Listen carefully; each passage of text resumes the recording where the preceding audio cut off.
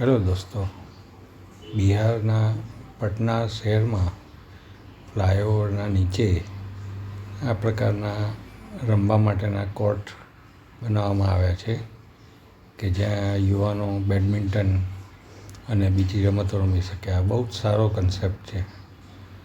પટના જેવા સિટીમાં આવી પહેલ કરવામાં આવી એ બહુ આનંદની વાત છે. અને આ પ્રકારની કામગીરી આપણા અમદાવાદમાં અને ગુજરાતમાં થવી જોઈએ. આપણા સરકારના અધિકારીઓ અને સરકાર જો આવા દૃશ્યો એમને બતાવવામાં આવે તો પોસિબલ છે.